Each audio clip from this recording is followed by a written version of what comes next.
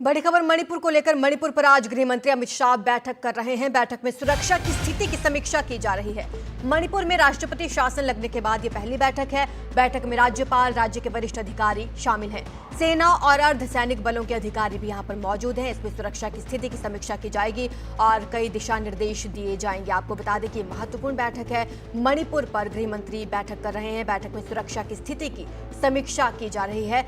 राष्ट्रपति शासन लगने के बाद ये पहली बैठक है, ऐसे में ये बैठक और महत्वपूर्ण हो जाती है।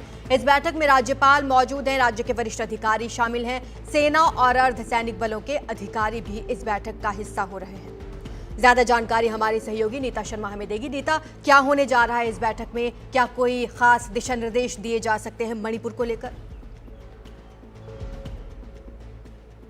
ये बहुत ही क्रूशियल बैठक है क्योंकि हमें यहाँ पे ये याद रखने की ज़रूरत है कि जो गवर्नर हैं वहाँ के मणिपुर के मिस्टर अजय भल्ला, उन्होंने एक डेडलाइन सेट की थी वहाँ के लोगों के लिए, वहाँ के दोनों समुदाय के लोगों के लिए, कि जो लूटेड आर्म्स हैं जो 3 मई 2 साल पहले लूटे गए थे, उन्हें सरेंडर किया जाए। अब उन्होंने वो डेडलाइन जो है वो एक्सटेंड कर दी है। 6 मार्च 4 बजे तक बोला गया है लोगों को कि अपने वेपन्स को सरेंडर कर दें। यहाँ पे हमें आपको ये याद दिलाने की ज़रूरत है कि 6000 से ज्यादा वेपन्स जो हैं वो उनको लूटा गया था लोगों द्वारा। पुलिस स्टेशनों के अंदर से हथियार जो है वो लूट लिए गए थे। लेकिन जब केंद्रीय गृह मंत्री ने भी इस तरह का एक सुझाव दिया था तो बहुत कम जो लोग हैं उन्होंने वापस आकर जो है वो वेपन सरेंडर किए थे। लगभग 2000 के आसपास ही अभी जो वेपन्स हैं वो सरेंडर हुए हैं और 4000 के आसपास अभी भी वेपन्स हैं जो अभी लोगों के पास है, जिसके चलते रह रहकर जो हिंसा का स्तर है वो अलग अलग जगहों पे न्यू थिएटर्स में जो है वो होता रहता है।